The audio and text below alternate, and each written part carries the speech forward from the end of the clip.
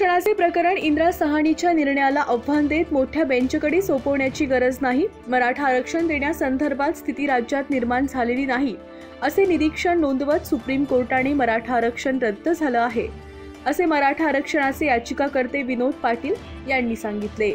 या निकालामुळे महाराष्ट्र सरकारला खूप मोठा धक्का बसला आहे। मराठा आरक्षणाच्या वैधतेला सर्वोच्च न्यायालयात आव्हान देण्यात आले होते। या प्रकरणी न्यायमूर्ती अशोक भूषण, नागेश्वर राव, एस. अब्दुल नासिर, हेमंत गुप्ता आणि रवींद्र भट यांच्या खंडपीठाने आज निकाल सुनावला आहे। 1992 मध्ये इंदिरा सहानी खटल्यामध्ये सुप्रीम कोर्टाने 50% आरक्षण मर्यादा घालून दिली होती। 9 सदस्यीय खंडपीठाने हा निकाल दिला होता। त्यामुळे मराठा आरक्षण देण्यासाठी करण्यात आलेल्या कायद्याच्या घटनात्मक वैधतेला आव्हान देण्यात आलेले होतं। या याचिकांवरील सुनावणी पूर्ण झाल्यानंतर न्यायालयाने निकाल राखून ठेवला होता। अखेर सुप्रीम कोर्टाने निकाल सुनावला असून आरक्षण रद्द केलं आहे। यावर मुख्यमंत्री काय म्हणाले ते आपण पाहूयात। आरक्षणाचा निर्णय घेण्याचा अधिकार राज्याला नसून केंद्र सरकार आणि राष्ट्रपतींना आहे असे सर्वोच्च न्यायालयाने म्हटलं आहे। त्यामुळे मराठा आरक्षणावर तातडीने निर्णय घ्या अशी मी राष्ट्रपती आणि पंतप्रधानांना हात जोडून विनंती करतो असे आवाहन मुख्यमंत्री उद्धव ठाकरे यांनी केले। मुख्यमंत्र्यांनी मराठा आरक्षणाचा चेंडू थेट केंद्र सरकारच्या कोर्टात टाकल्याने त्यावरून राजकारण तापण्याची शक्यता वर्तवली जात आहे। आत्ताच मी अशोक चव्हाण, नवाब मलिक आणि अरविंद सावंत यांची प्रेस कॉन्फरन्स बघितली। अपेक्षेप्रमाणेच आपलं स्वतःचं अपयश लपवण्याकरता केंद्र सरकार आणि मागचं सरकार यांच्यावर सगळं ढकलण्याचं काम या ठिकाणी या पत्रकार परिषदेने केलं आहे। खरं म्हणजे मी आत्तापर्यंत राजकीय बोलायचं नाही ठरवलं होतं, पण आता स्पष्टपणे आरोप करतो, 50 वर्षात यांचं सरकार जे आरक्षण देऊ शकलं नाही ते आरक्षण आमच्या सरकारने दिल्यानंतर हे आरक्षण जर टिकलं तर भाजपच्या सरकारला त्याचं क्रेडिट मिळेल आणि म्हणून या आरक्षणाचा मुडदा पाडण्याचं काम हे आत्ताच्या सरकारने या ठिकाणी केलं आहे। यात काही गोष्टी अत्यंत महत्त्वाच्या आहेत। अर्धवट बोलायचं आणि खोटं बोलायचं हे अशोक चव्हाण आणि नवाब मलिक यांनी केलं आहे। अरविंद सावंत बोलूच शकत नाहीत, कारण ते आमच्यासोबत सरकारमध्ये होते आणि माननीय उद्धवजींना विश्वासात घेऊन आणि त्यांच्या मंत्र्यांना कॅबिनेटमध्ये घेऊन हा कायदा तयार करण्यात आला होता आणि म्हणून त्यांना तर बोलायचाच अधिकार नाही आहे। पहिली गोष्ट अशी, हा कायदा जेव्हा अमेंडमेंट कायदा आपण तयार केला त्यावेळी सगळ्या पक्षांनी एकमताने बैठक घेऊन या कायद्याला समर्थन दिलं आणि सगळ्यांनी मिळून सांगितलं की याच्यावर चर्चा करायची नाही, आपण सगळे एकमताने हा मान्य करू। त्यामुळे अशोक चव्हाणांना तेव्हा तो कायदा मान्य होता आणि आज मात्र ते म्हणतायत की अधिकार नव्हता। दुसरी गोष्ट अशी, 102व्या घटना दुरुस्तीच्या संदर्भात माननीय उच्च न्यायालयामध्ये आपण अतिशय स्पष्टपणे भूमिका मांडली आणि आपण हे सांगितलं होतं की 102वी घटना दुरुस्ती झाली त्याच्या आधी आमचा कायदा झालेला आहे आणि आम्ही त्या कायद्याला अमेंड करतोय आणि त्याच्यामध्ये आधीचे कायदे जे निरस्त होतील म्हटलं आहे ते त्याच्या आधीच्या काळामध्ये जे अध्यादेशाने कायदा केला होता की जो राणे समितीच्या अहवालावर त्यावेळच्या पृथ्वीराज चव्हाणांच्या सरकारने केला होता ते आपण निरस्त केलं आणि आपल्या सरकारच्या काळात केलेला जो कायदा होता भाजप सरकारच्या काळात त्या कायद्यामध्ये आपण अमेंडमेंट केली आणि आपण माननीय उच्च न्यायालयाला हे सांगितलं की आम्ही हा जो कायदा केलेला आहे हा कायदा 102व्या घटना दुरुस्तीने बाधित होत नाही। याचं कारण आमचा कायदा त्याच्या आधीचा आहे, आता केवळ आम्ही त्याच्यामध्ये अमेंडमेंट करतोय। त्यामुळे याही संदर्भात जे काही सत्तारूढ अशोक चव्हाण किंवा नवाबभाई बोलतायत हे धादांत खोटं आहे। आता त्यातली महत्त्वाची गोष्ट काय आहे, सर्वोच्च न्यायालयामध्ये हेच मांडण्याची आवश्यकता होती की 102चा जो काही मुद्दा असेल त्याच्यावर सर्वोच्च न्यायालयाने काही निर्णय द्यावा। त्याच्यात केंद्र सरकारने पुन्हा आज ते खोटं बोलले की अटर्नी जनरलनी किंवा ॲडव्होकेट जनरलनी सॉलिसिटर जनरलनी भूमिका वेगळी मांडली। बिलकुल नाही। सॉलिसिटर जनरलनी आणि अटर्नी जनरलनी दोघांनी स्पष्ट भूमिका मांडली की आम्ही राज्याचे अधिकार काढलेले नाहीत, राज्यांना कायदा करण्याचे अधिकार पूर्ण आहेत। त्यामुळे या संदर्भात ते जे सांगतायत की दोन वेगळ्या भूमिका मांडल्या, त्या दोन वेगळ्या भूमिका कुठेही त्यांनी मांडलेल्या नाहीत। एकच भूमिका दोघांनीही स्पष्टपणे माननीय सर्वोच्च न्यायालयामध्ये मांडली आहे, जी सर्वोच्च न्यायालयाच्या इंट्रीम आदेशामध्ये अतिशय स्पष्टपणे आलेली आहे। पण राज्य सरकारच्या वतीनं जी भूमिका आपण हायकोर्टात मांडली होती की 102व्या घटना दुरुस्तीचा आमच्या कायदेशी संबंध येत नाही, कारण आमचा अमेंडमेंट ॲक्ट आहे, मूळ ॲक्ट हा घटना दुरुस्तीच्या आधीचा आहे, हे मात्र या ठिकाणी मांडण्यास आपण सपशेल अपयशी झालो किंवा कदाचित जाणीवपूर्वक ते मांडलं नाही, कारण आपल्याला कोणावर तरी त्याचं खापर फोडायचं होतं। आणि म्हणून आज जे काही आत्ता या ठिकाणी 102व्या घटना दुरुस्तीच्या संदर्भात सांगण्यात येत आहे, आणि यातही एकीकडे तेच सांगतात की पार्लमेंटमध्ये केंद्र सरकारने स्पष्ट केलं होतं की राज्याचे अधिकार अबाधित आहे आणि त्यातच आपण कायदा केला आहे, आणि आता ते म्हणतात दिशाभूल केली आहे। दिशाभूल आम्ही केलेली नाही, दिशाभूल ही महाविकास आघाडीच्या सरकारने केली आहे। अशोक चव्हाण, नवाब मलिक, तुम्ही दिशाभूल केली आहे। आणि सगळ्यात महत्त्वाचं, किती खोटं बोललं जातं। सांगितलं गेलं की अहवाल इंग्रजीत होता। होय, अहवालाच्या संदर्भात सर्वोच्च न्यायालयाने प्रश्नच विचारला नव्हता, अहवालाच्या एनेक्स्चरच्या संदर्भात विचारला होता। आणि एनेक्स्चर जे जवळजवळ 1600 पानी, म्हणजे मला एक्झॅक्ट आकडा माहीत नाही, ते ट्रान्सलेट केले नाही।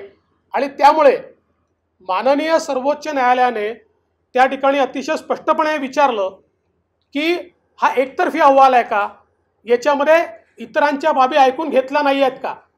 त्यावेळेस आपल्या वकिलांना काही सांगता आलं नाही। जर एनेक्स्चर लागले असते तर ते सगळे एनेक्स्चर, दोन्ही बाजूनी आलेले निवेदनं, त्याच्यावर घेतलेली सुनावणी आणि सुनावणीला दिलेला निकाल हा त्या एनेक्स्चरमध्ये आहे। ते एनेक्स्चर जाणीवपूर्वक या सरकारने ट्रान्सलेट केले नाहीत, आणि हे देखील एका सुनावणीमध्ये स्पष्टपणे त्या ठिकाणी आलेलं आहे। आणि काही ट्विटर अकाउंटवर ते ट्विट देखील झालेलं आहे आणि त्या संदर्भातल्या बातम्या देखील छापून आलेल्या आहेत। दुसरं, नवाब मलिक जे म्हणाले की केंद्र सरकारने मागासवर्ग आयोग गठीतच केलेला नाही, हे देखील धादांत खोटं आहे। भगवान लाल सहानी यांच्या अध्यक्षतेखाली केंद्रीय मागासवर्गीय आयोग हा त्या ठिकाणी गठीत आहे। त्यामुळे हे जे काही दिशाभूल करणारी वक्तव्य आणि धादांत खोटं बोलण्यात आलेलं आहे, आणि जाणीवपूर्वक आपण केंद्र सरकारच्या गळ्यात हे कसं अटकवता येईल आणि आपले हात कसे झटकता येतील, हा जो प्रयत्न या ठिकाणी चाललेला आहे तो अत्यंत चुकीचा आहे। सगळ्यात महत्त्वाचं यात काय आहे तर जे काही 102व्या घटना दुरुस्तीनंतर जो विषय समोर आला आहे, त्यात राज्याला कायदा करायचा अधिकार आहे की नाही असा विषय नाही आहे। राज्याला कायदा करायचा अधिकार आहेच। एखाद्या समाजाला मागास घोषित करायचं त्याची पद्धत काय आहे तर त्याची पद्धत सांगितली आहे की राज्याकरता राज्य मागासवर्ग आयोग जो आहे तो त्या ठिकाणी शिफारस करेल आणि ती राष्ट्रपतीकडे जाईल, आणि केंद्राकरता केंद्र मागासवर्ग आयोग शिफारस करेल। त्यामुळे या ठिकाणी पुन्हा हे जे काही सांगण्यात येत आहे की राज्याचे अधिकार संपले आहेत, कायदा करायचे राज्याचे अधिकार संपले आहेत, असं कुठेही म्हटलेलं नाही आहे। मागास एखाद्या समजा समाजाला घोषित करायचा आहे तर त्या संदर्भातली जी पद्धत आहे ती आता 102व्या घटना दुरुस्तीनंतरची ही अशी सांगण्यात आलेली आहे। आपण जी काही कारवाई केली होती, म्हणजे आता मजेची गोष्ट अशी आहे, आधी अशोक चव्हाण साहेब स्पष्टपणे म्हणतात की सर्व घटनात्मक बाबी पूर्ण केल्या, आणि आम्ही कसा मागासवर्ग आयोगाचा त्या ठिकाणी अहवाल सादर केला। इंदिरा सहानी यांच्या जजमेंटमध्ये राज्यांवर जबाबदारी दिलेली आहे की ज्या जबाबदारीत राज्यांनी आपला मागासवर्ग आयोग तयार करायचा आहे, आपण त्याचा कायदा तयार करून गायकवाड कमिशन म्हणजे राज्य मागासवर्ग आयोग इंदिरा सहानींच्या नियमानुसार आपण त्या ठिकाणी केला, आणि त्यानुसार आपण 50%च्या वरचं जस्टिफिकेशन दिलं। आत्ता जे काही आपण जर कोर्टाचा निर्णय बघितला, कोर्टाच्या निर्णयाचे 6 मुद्दे आहेत। पहिले 3 मुद्दे महाराष्ट्र स्पेसिफिक आहे आणि शेवटचे 3 मुद्दे हे इन जनरल आहे। त्या शेवटच्या 3 मुद्द्यात 102चा त्यांनी उहापोह केला आहे। पहिले 3 मुद्दे जे आहेत ते महाराष्ट्राच्या कायद्याच्या स्पेसिफिक आहेत आणि त्याच्यामध्ये 50%च्या वर जाता येतं की नाही आणि जाता येतं तर ते आपण पूर्तता करतो की नाही या संदर्भातली सगळी माहिती दिलेली आहे। आणि त्यात आपण जे काही गायकवाड आयोगाने कसं 50%च्या वर आम्ही देऊ शकतो आणि इंदिरा साहनींच्या निकषात बसतो हे जे गायकवाड कमिशनने सांगितलं, जे माननीय उच्च न्यायालयाने मान्य केलं, जे आमच्या काळात सर्वोच्च न्यायालयाने मान्य करून स्थगिती द्यायला नकार दिला, तेच या सरकारच्या काळात हे सरकार सांगू शकलं नाही किंवा जाणीवपूर्वक या सरकारने सांगितलं नाही। आणि म्हणून ही सगळी जबाबदारी या सरकारची आहे। आता हे जे हात झटकण्याचं काम आहे आम्ही पाठवून देऊ केंद्र सरकारकडे, असं होणार नाही। या संदर्भात कारवाई पूर्ण करावी लागेल आणि एवढंच नाही तर त्याचं जस्टिफिकेशन आल्यानंतर समजा तुम्ही जसं म्हणताय त्याप्रमाणे त्याला मान्यता मिळाली तरी कायदा राज्यालाच करावा लागेल आणि पुन्हा 50%च्या वरचं जस्टिफिकेशन 50%च्या वरचं जस्टिफिकेशन हे कोणाला मागास ठरवायला लागत नाही, मागास ठरलेल्यांना आरक्षण देण्याकरता लागतं। त्यामुळे कायदा समजून घ्यायचा नाही, केवळ दिशाभूल करायची आणि या ठिकाणी खोटं बोल पण रेटून बोल, प्रत्येक गोष्ट केंद्र सरकार नाही तर मागचं सरकार, या सरकारचं अपयश आहे, महाविकास आघाडीचं अपयश आहे। यांनी या ठिकाणी समन्वय ठेवला नाही। यांचे वकील सारंबार सांगत होते की आम्हाला कुठली माहिती नाही आणि त्यामुळे आता हे जे खोटं बोलून या ठिकाणी दिशाभूल करतायत आणि मग यांच्याच इकोसिस्टीम मधले लोक एकदा यांनी खोटं बोललं की तेच खोटं बोलत राहायचं, तेच खोटं बोलत राहायचं। आता जनता आणि मराठा समाज हा जागृत आहे, त्यांनी सगळं जवळून बघितलेलं आहे, त्यामुळे हा खोटारडेपणा तुमचा ते स्वीकारणार नाहीत। देवेंद्र फडणवीस विचारात वकील आहेत, ते काय बाजू मांडत नाही कोर्टामध्ये असं असे चव्हाण बोलले। देवेंद्र फडणवीसांची आठवण तर तुम्हाला स्थगिती आल्यावर झाली। स्थगिती यायच्या आधीच्या एकाही बैठकीला तुम्ही देवेंद्र फडणवीसला बोलवलं नाही। हे सरकार विरोधकांची चर्चा करणं कमीपणाचं मानतं आणि त्यामुळे कोरोना असो की मराठा आरक्षण असो, ज्या वेळेस स्थगिती मिळाली आणि मग चारीकडनं टीका झाली त्यानंतर तुम्ही मला चर्चेला बोलवलं, पण मला चर्चेला बोलवा की बोलवू नका माझ्या सन्मानाचा विषय नाही आहे। मराठा आरक्षण टिकलं पाहिजे हा माझा प्रयत्न होता आणि आम्ही टिकवून दाखवलं।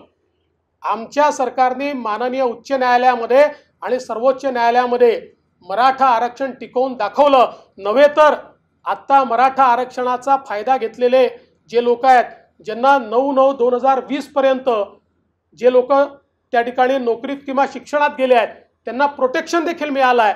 आमच्या कायद्यामुळेच ते मिळालेलं आहे। त्यामुळे आम्ही कायदा टिकवला, तुम्ही टिकवू शकला नाहीत, आता टिकवू शकला नाहीत तर खोटं बोलू नका। सर, आपण मुख्यमंत्री असते महाराष्ट्राचे तर आपली काय भूमिका राहिली असती या संदर्भात मला विश्वास आहे की आम्ही सर्वोच्च न्यायालयामध्ये कायदा टिकवण्याकरता जसं आम्ही उच्च न्यायालयात टिकवला, जसं आम्ही सर्वोच्च न्यायालयामध्ये त्याच्यावर स्थगिती येऊ दिली नाही, तसंच आम्ही या ठिकाणी सर्वोच्च न्यायालयातही योग्य प्रकारचा समन्वय साधून हा कायदा वाचवला असता। मुख्यमंत्र्यांनी निवेदनात असं म्हटलं आहे केंद्रानं जनतामध्ये कायदा करावा, यापूर्वीच्या अशा प्रकारांमध्ये पुढाकार जो केंद्रानं असे कायदे केले आहेत। मला असं वाटतं मुख्यमंत्र्यांना योग्य ब्रीफिंग मिळत नाही आहे, कायदेशीर गोष्टींचं त्यांना जाणीवपूर्वक योग्य ज्ञान दिलं जात नाही आहे। आता ते काय म्हणाले मी ऐकलं नाही, पण तुम्ही म्हणताय तसं जर ते म्हणाले असतील तर त्यांनी पुन्हा एकदा ॲडव्होकेट जनरलकडनं समजून घेतलं पाहिजे कायदा काय। खरं म्हणजे मराठा आरक्षणाला विरोध करणाऱ्या काही याचिका ज्या दाखल झालेल्या आहेत त्या याचिका या NCP स्पॉन्सर्ड आहेत। नवाब मलिक साहेब NCP स्पॉन्सर्ड ती तुमची लोक आहेत आणि त्याही वेळेस मी सांगितलं होतं आणि काही लोकांचं तर वक्तव्य देखील आहे आणि तुम्ही त्यांच्यासोबत बैठका घेतल्या आहेत आणि बैठका घेऊन त्यांना तुम्ही याचिका टाकायला लावलेल्या आहेत।